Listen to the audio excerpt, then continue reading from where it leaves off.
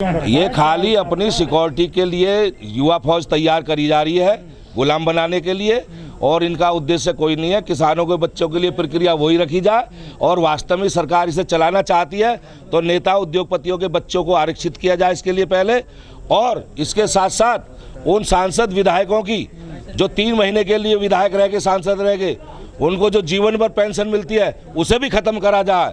जिस हिसाब से 4 साल इनसे नौकरी करा के छोड़ देंगे। 25% फिक्स से क्या हो रहा है? जनसंख्या कितनी है युवाओं की, बेरोजगार कितने लाख हैं, 10-25% से वही फिर चलेगा उसमें भाई। जो सरकार की मंशा नहीं लग रही कि नहीं, 25% में फिर उसमें दलाली मलाली भ्रष्टाचार चलेगा। जो बेचारा अपने बच्चे को 4 साल की नौकरी के लिए चाहेगा, उसमें जो है पैसे देगा तब उसकी भर्तियाँ होंगी। उसके लिए जो अच्छी वो नहीं है खबर देश के लिए भी। जो सरकारी सेना के अधिकारी आज नौकरी कर रहे हैं उन पे भी आरोप लगते आए हैं। आज वो खुफिया कर रहे थे पाकिस्तान के लिए, आज वो बांग्लादेश के लिए नक्शा बना रहे थे। जब उन पे सरकारी नौकरी में रहते हुए इतने बड़े बड़े आरोप लगे, कितने लोगों पे जो कोर्ट वो जेल गए हैं। अब जब प्राइवेट में मैं जो नौकरी करने लगूंगा, मुझे पता 4 साल मुझे रहना, तो मुझे क्या दिक्कत है देश का नक्शा देने की, और वो अपनी जो उसके, तो मैं उसमें वो नहीं कर, भ्रष्टाचारी नहीं बनूंगा मैं उसमें पैसा कमाने के लिए। ऐसा ही तो जुमला है इनके, ये सब जुमला पुरानी स्कीम पे निकाले ना, जब पता चले इनको। ये तो चौकीदार बनाना चाहते हैं।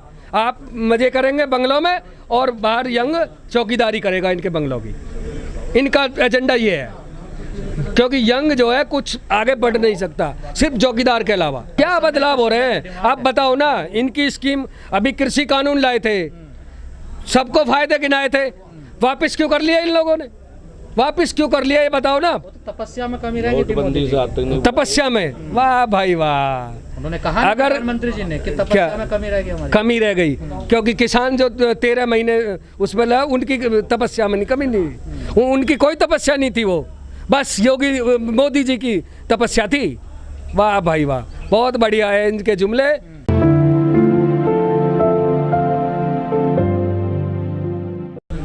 वो 4 साल कॉन्ट्रैक्ट पे जो नौकरी करके और फिर इनकी सेवा में समर्पित होगा। वो इनका गार्ड का काम करेगा, इनकी ड्राइवरी करेगा, इनकी सिक्योरिटी में रहेगा। ये अपने लिए एज ए मॉरिशस में, जैसे देश मॉरिशस से लोग आते थे तो गुलाम खरीद के ले जाते थे भारत से, तो ये भारत के युवाओं को भी ऐसे ही नेता यहाँ के गुलाम बनाना चाहते हैं। इसका हम पुरजोर विरोध करते हैं। लेकिन सेना के कई बड़े अधिकारी कह रहे हैं कि ये बड़ा रिफॉर्म है सेना में। अरे सरकार भाई, जब अपनी बात रखवानी हो तो 4 गवाह लाता है साथ में व्यक्ति। गवाह कहते हैं हाँ जी फला आदमी सही बोल रहा है।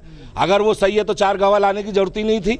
फिर सेना के अध्यक्षों को, सेना एक इतनी बढ़िया हमारे देश की जो मिलिट्री है, वो किसी पचड़े में नहीं फंसती राजनीति में। आज सेना को भी राजनीति पचड़े में फंसाया जा रहा, तो इससे ज़्यादा और घृणा का विषय क्या हो सकता है। तो ठीक है, यंग बनाए, हम कम मना कर रहे हैं, पूरी नौकरी दे उन्हें।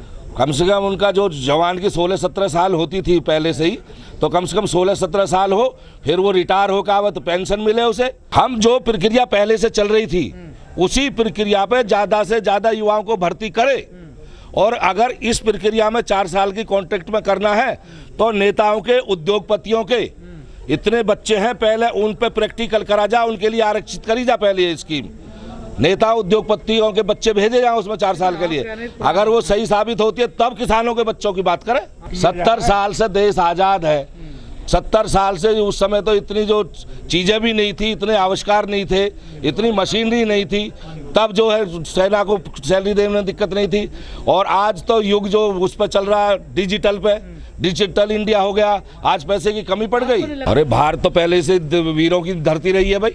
आज जो ये क्रांतिवीर और जो अग्निपथ पर चलाने के लिए नई फौज इकट्ठी कहाँ से कर रहे हैं? देखिए, जो कहे आज तो भाजपा ही सही है, जो बोलेंगे वही बोलेंगे, जो करेंगे वही करेंगे, और तो कोई कुछ कर ही नहीं सकता, विरोध नहीं कर सकता।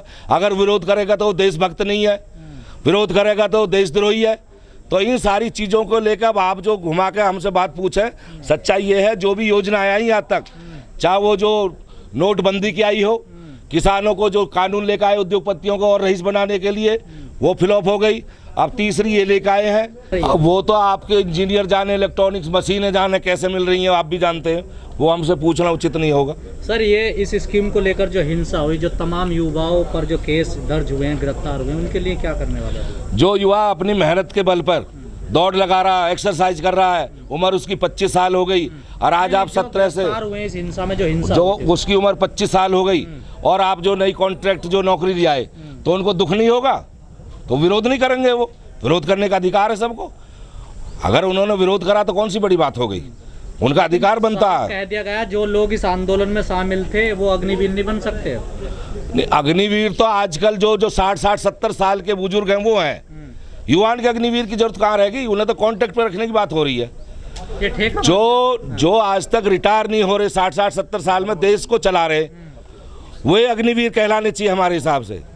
ये युवा तो खाली उनकी सेवा के लिए। तो 70 साल मोदी जी की तरफ निशाना है क्या आपका? आप अकेले मोदी जी थोड़ी हैं भाई, बहुत लोग हैं जो सत्ता चला रहे, सारे प्रदेशों में देख लिए, भारत में देख लीजिए। सत्ता चलाना अलग बात है, लड़ाई लड़ना अलग बात है। तो लड़ाई तो किसान लड़ी रहे, पहले भी किसान 12 महीने वहाँ बैठे रोड पे, और आज किसान फिर विरोध में। ये चौकीदार ही बनाएंगे, चौकीदार ही तो बनाना इनको। शुरू से कहते आए हैं मैं भी चौकीदार, मैं भी चौकीदार।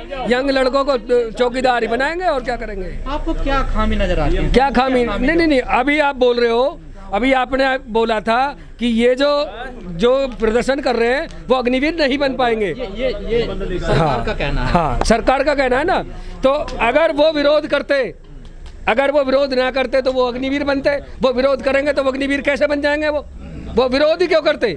अगर वो बनना चाहते तो वो विरोध क्यों करते? वो तो नहीं बनना चाहते। नहीं बनना चाहते, इसीलिए युवा अग्निवीर नहीं बनना चाहता, इसीलिए तो विरोध कर रहा है, इसीलिए तो सड़कों पर पूरी नौकरी चाहता है। ताली बजाओ। अब इतने कई सौ करोड़ रुपए खर्च हो गए जनता के, तब कोरोना नहीं भागा, आज भी है। तो अगर ताली बजाने से भागना था तो उस समय क्यों नहीं भागा? तो जुमले ही तो थे। आंदोलन जारी रहेगा, बिल्कुल जारी रहेगा। जारी रहेगा। और जैसे संयुक्त मोर्चा के उस पर लड़ा गया था पहले कृषि कानूनों को लेकर, इस बार सारे किसान संगठन उसी पे भांति लड़ेंगे, और युवाओं के साथ रहेंगे। कुछ किसान संगठन आज सभी किसान भाई युवाओं के साथ गाजीपुर पे भी पहुंच गए कुछ किसान संगठन आज। हाँ, तो इकट्ठा होकर लड़ेंगे, कोई दिक्कत नहीं है। युवाओं को चौकीदार नहीं बनने देंगे।